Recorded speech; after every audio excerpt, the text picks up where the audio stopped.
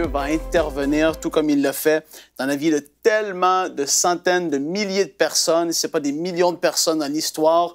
Dieu est intervenu pour eux et Dieu va le faire pour vous. Et en fait, j'aimerais qu'on puisse regarder l'histoire d'Abraham. Et c'est assez particulier parce qu'Abraham, souvent, on a le passage qui nous dit qu'Abraham ne douta point par incrédulité. Et tu te dis, mais comment est-ce qu'il a fait, Abraham, pour arriver à ce point-là? Parce que parfois, on est dans des situations dans nos vies où est-ce qu'on semble submergé, les circonstances sont là, des choses sont difficiles, on vit des drames, on vit des séparations, il y a des choses qui sont là et on se dit, mais Dieu, pourquoi est-ce que tu n'interviens pas? Parfois, on peut sembler être dans le doute et on regarde à Abraham et on se dit, mais pourtant, lui, il semblait être à un autre niveau, incroyable, comment je vais faire pour me rendre là, en fait.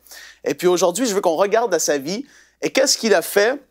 Qu'il a eu une foi extraordinaire en Dieu. Et en fait, on va lire ensemble un passage dans Genèse chapitre 15, le verset 1, on va lire jusqu'au verset 7. C'est important de les lire pour bien comprendre le contexte. Donc, ça nous dit, après ces événements, la parole de l'Éternel fut adressée à Abraham dans une vision. Il dit, « Abraham, ne crains point, je suis ton bouclier et ta récompense sera très grande. » Abraham répondit, « Seigneur éternel, que me donnerais-tu? Je m'en vais sans enfant, et l'héritier de ma maison, c'est Éliézer de Damas. » Et Abraham dit, « Voici, tu ne m'as pas donné de postérité, et celui qui est né dans ma maison sera mon héritier. » Et là, au verset 7, ça nous dit, l'Éternel lui dit encore, « Je suis l'Éternel qui t'a fait sortir d'Ur en Chaldée, et je te donnerai en possession ce pays. » Et là, au verset 8, regardez, Abraham répondit, « Seigneur éternel, à quoi connaîtrai-je que je le posséderai? » Et il se dit, en fait, mais comment est-ce que je peux avoir la conviction, Dieu, que tu vas me donner ce pays-là? Parce que oui, je t'ai écouté, je t'ai suivi, mais là, je n'ai pas l'héritier qui m'avait été promis et je n'ai pas ce pays encore en possession. Et qu'est-ce qui fait que je peux avoir cette foi qui va me garantir que tu vas intervenir et que tu vas me donner ce que tu m'as promis?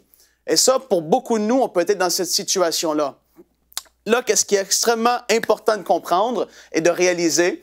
C'est qu'Abraham avait une pensée, était quelqu'un qui réfléchissait et qui connaissait la puissance d'une alliance, en fait. Et beaucoup d'entre nous, on sait qu'on est dans la nouvelle alliance basée sur de meilleures promesses. On peut lire ça dans le livre de Hébreux. Et on se dit, mais oui, je suis dans cette alliance-là, mais qu'est-ce que ça veut dire en vérité, le mot alliance? Et pourquoi est-ce que c'est si puissant de le comprendre? Et Abraham l'a compris.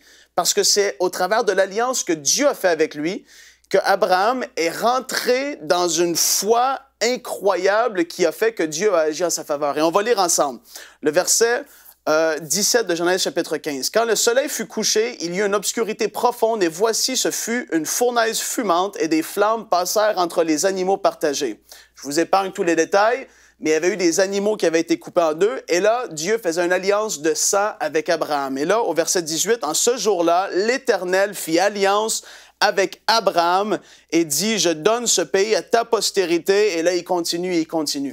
Et là, Abraham, on peut le voir dans Romains au chapitre 4 et les versets 18 à 22, on voit un Abraham qui, soudainement, a une confiance extraordinaire dans ce que Dieu a promis.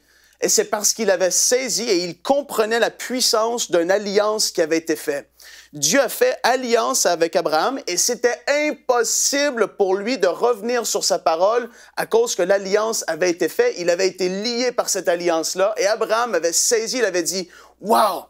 Dieu a fait une alliance avec moi et il me garantit qu'il va me donner ce pays en héritage. » Et là, ça l'a tout changé dans sa vie. Et en fait, pour toi aujourd'hui, tu vis un moment difficile. Dieu a fait une alliance avec toi. Tu es en alliance avec Dieu sous cette nouvelle alliance. Quand Jésus a versé son sang pour toi, son sang a coulé, Dieu t'a promis des choses qui sont là et tu peux avoir la conviction que Dieu va intervenir parce que tu es dans une alliance qui est basée même aujourd'hui sur de meilleures promesses. Le Saint-Esprit est en toi. Il a effacé tes péchés. Il n'y a plus rien qui te condamne vis-à-vis de lui. Et là, tu peux avoir la certitude que dans ce moment difficile, Dieu va intervenir. Il va te protéger si tu as besoin de protection. Il va te relever si tu es en dépression. Il va te guérir. Toutes ces choses-là sont là pour chacun de nous. Lorsqu'on manifeste la foi, Dieu intervient pour nous. Donc, c'est une bonne nouvelle pour vous aujourd'hui. Soyez dans la foi. Croyez que vous êtes dans cette alliance avec Dieu et qu'il va intervenir, c'est sûr et certain. Aujourd'hui, les choses peuvent changer. Soyez fortifiés, encouragés, parce qu'il y en a qui vivent des choses difficiles. Je le sais que c'est parfois pas facile, vraiment pas ce que vous vivez. Je peux pas peut-être même pas savoir ce que vous passez au travers, mais Dieu, il le sait, il est rempli de compassion, de miséricorde et il va intervenir, c'est sûr et certain.